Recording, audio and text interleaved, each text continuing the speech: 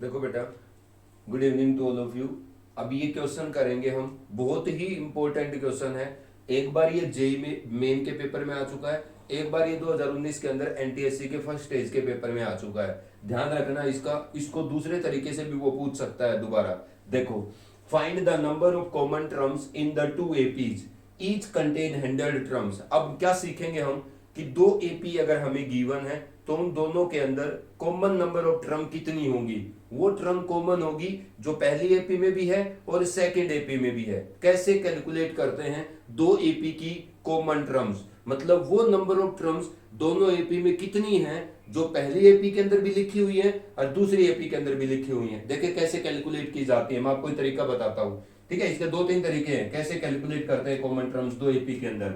आपकी जो पहली एपी है 147, ध्यान से देखना कितनी टर्म है दोनों एपी में, 100 टर्म। तो इस एपी के अंदर अगर फर्स्ट एपी के अंदर 100 टर्म है तो तुम क्या कर लो, पहले इस एपी की 100 टर्म कैलकुलेट कर लो, मतलब इसकी 100वीं टर्म कैलकुलेट कर लो। इसमें 100 टर्म है ना, तो ये फर्स्ट टर्म है, ये सेकंड टर्म है, ये थर्ड टर्म है, तो इसकी लास्ट टर्म कौन सी है, 100 टर्म है, तो इसका टी 100 कैलकुलेट करो आप।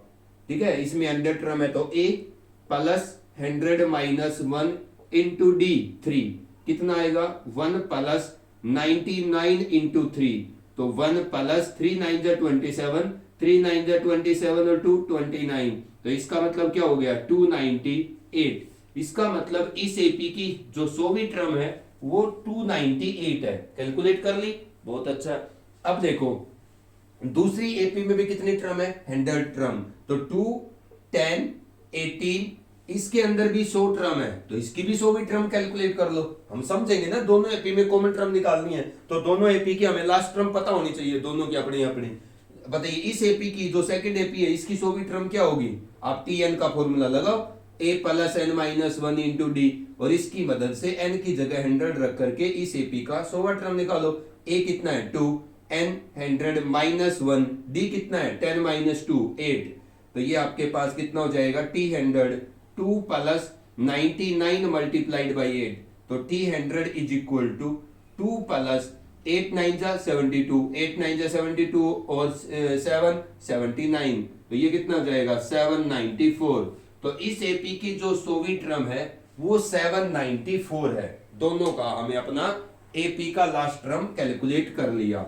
अब देखो हमने क्या करना है, इन दोनों एपी में कॉमन टर्म छांटनी है, कितनी है। तो आपने दोनों एपी लिख दी, दोनों एपी का आपको लास्ट टर्म पता है, फर्स्ट एपी का भी सेकंड एपी का भी, सही है।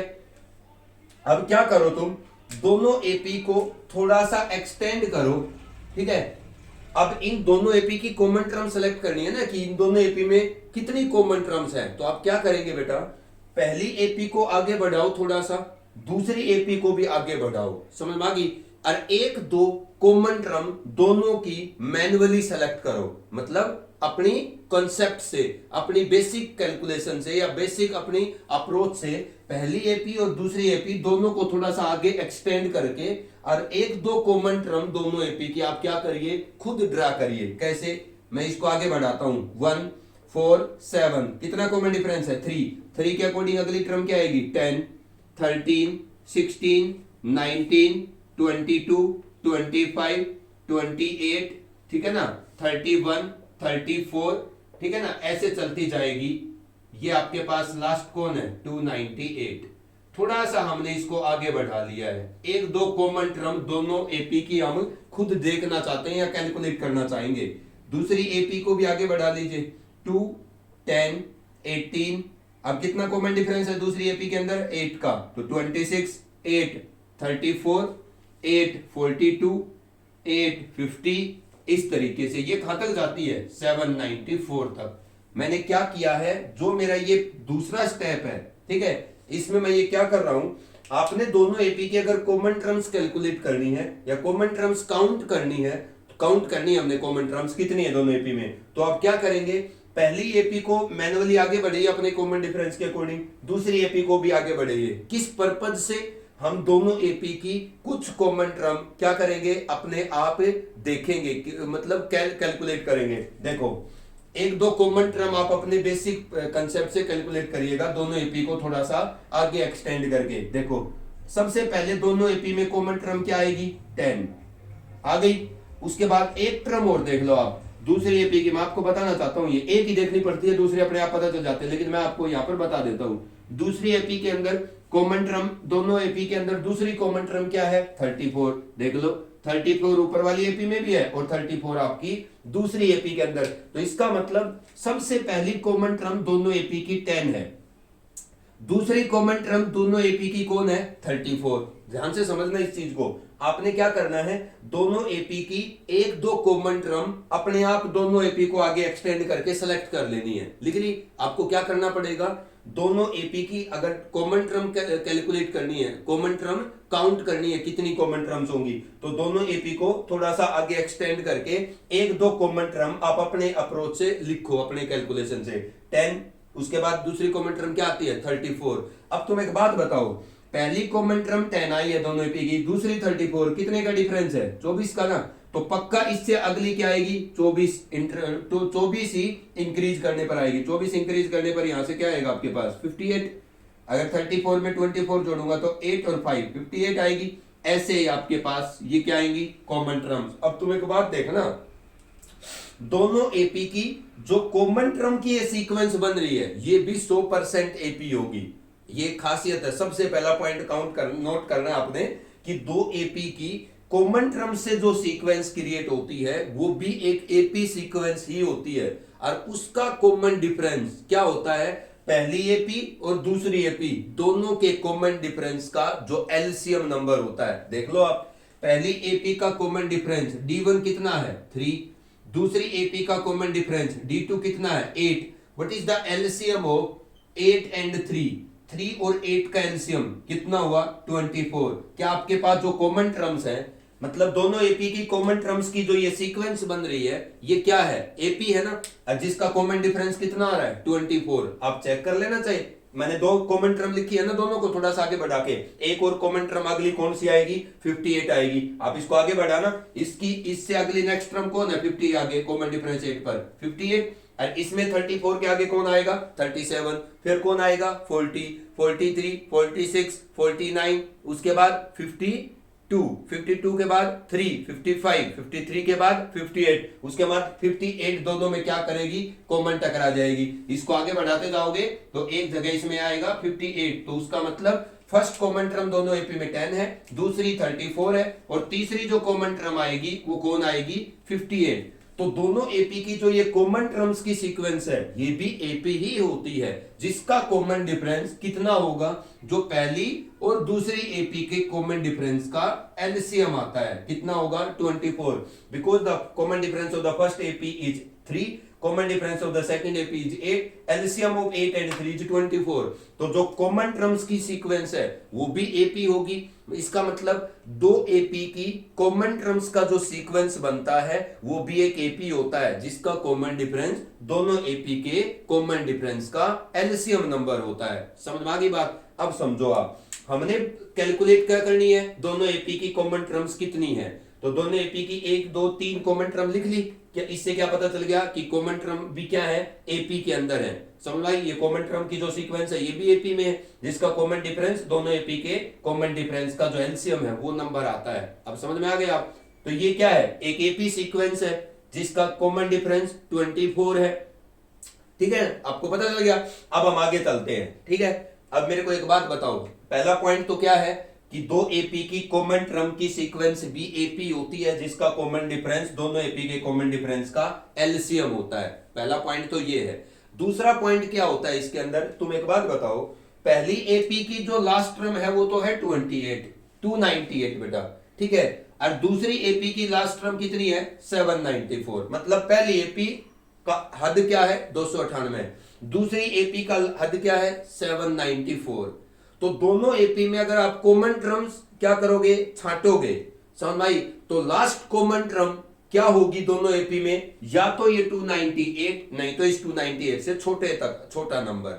समझ में आई? ये क्यों? क्योंकि पहली एपी तो बेटा 298 पे खत्म हो ली, तो 298 से आगे तो कॉमन टर्म दोनों एपी में आएंगी ही नहीं। क्यों? क्योंकि पहली एपी तो 298 पे खत्म हो जाएगी, उसके बाद 298 से लेकर 794 तक पहली एपी में तो टर्म ही नहीं है, तो इसका मतलब 298 से आगे दोनों एपी में कॉमन टर्म नहीं आएगी कोई भी, क्योंकि पहली एपी 298 पे खत्म होती है और दूसरी एपी 794 तक जाती है। तो पहली तो 298 पे खत्म हो जाएगी, दूसरी आगे चलती चली जाएगी, तो दूसरी आगे बढ़ेगी 298 से आगे। लेकिन अगर पहली एपी 298 पे बंद हो रही है तो दोनों एपी में जो कॉमन टर्म होंगी वो हद है कहां तक होंगी? 298 तक। 298 से आगे दोनों एपी में कोई भी कॉमन टर्म नहीं आएगी, क्योंकि पहली एपी में 298 से आगे कुछ है ही नहीं।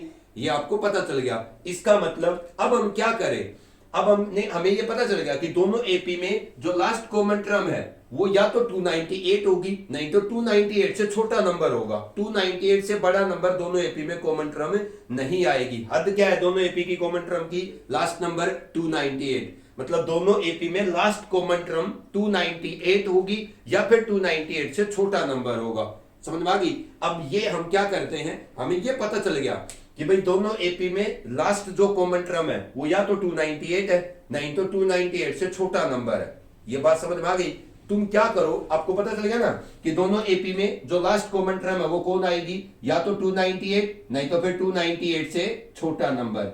ये आपने डिसाइड कर लिया। अब तुम क्या करो, इसके दो तरीके होते हैं। एक तरीका तो आपका मैनुअली सोचने का है, क्या कि ये जो कॉमन टर्म की सीक्वेंस है ना, ये कॉमन डिफरेंस 24 पे बढ़ रही है, तो इसकी कोई ऐसी पोजीशन की वैल्यू निकाल दो जो इसके नजदीक आ जाए, फिर हम अपने आप आइडिया से पहुंच जाएंगे। लास्ट कॉमन टर्म क्या आएगी? 298 या 298 से छोटा नंबर। कैसे?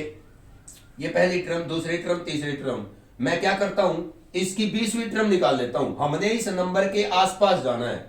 समझ में आ गई? इस नंबर के आसपास जाना है। हमने क्या कैलकुलेट करना है? लास्ट कॉमन टर्म क्या आएगी, मतलब इन दोनों एपी के अंदर लास्ट कॉमन टर्म क्या आएगी। हमें यह पक्का पता है कि लास्ट कॉमन टर्म 298 होगी या 298 से छोटा नंबर होगा। हम कहां जाना चाहते हैं? इस 298 के इर्द गिर्द पहुंचना चाहते हैं। 298 से पहले, या 298 को यूं कहो अप्रोच करना चाहते हैं, 298 के नजदीक जाना चाहते हैं इस सीक्वेंस के अंदर, क्योंकि यही हमारी कॉमन टर्म की सीक्वेंस है। तो लास्ट कॉमन टर्म क्या बनती है ये सेलेक्ट करना चाहते हैं। हमें ये पता चल गया कि लास्ट कॉमन टर्म 298 है या 298 से छोटा नंबर है, तो हम 298 के नजदीक वो नंबर निकालना चाहते हैं जो हमारी लास्ट कॉमन टर्म होगी। तो हम क्या कर रहे हैं, ये हमारी एपी ऐसे बढ़ रही है ना, तो हम इस एपी के अंदर 20वीं टर्म निकाल लेते हैं अपने आइडिया से। कौन सी निकालो? अब देखते हैं 20वीं टर्म कितनी आती है। 20वीं टर्म क्या आएगी? ए प्लस 20 माइनस 1 19, डी कितना है? 24।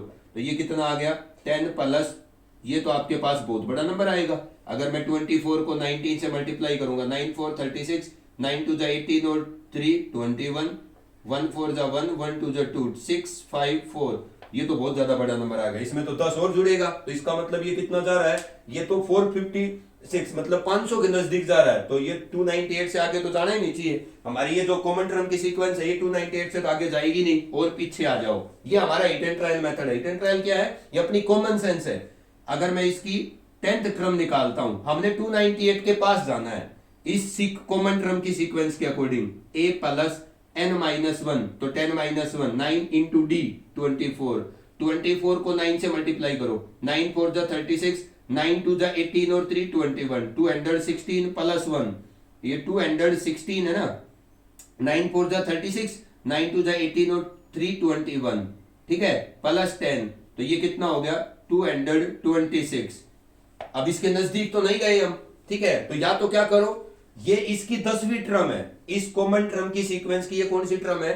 226 10th टर्म है। तो तुम एक काम करो, इसी से आइडिया लगा लो, क्योंकि 226 तक चले गए ना आप, तो 226 में 24 जोड़ो, 226 के अंदर 24 जोड़ो, 10 4 5 2, 250 आ गया, 250 आ जाएगा ना। 250 आपके पास क्या आ जाएगी? 11th term. 258, 250 के आगे 24 के कॉमन डिफरेंस से आगे बढ़ रहे हैं, 24 जोड़ो, 4 7 2, 274, ये कौन सी है? वो कौन सी थी? 11th, ये 12th है। 250 के अंदर अगर मैं 274 के अंदर आगे बढ़ रहा हूं, मैं 298 के नजदीक पहुंचना चाहता हूं, 24 जोड़ो, 892, ओ ये तो 298 ही आ गया।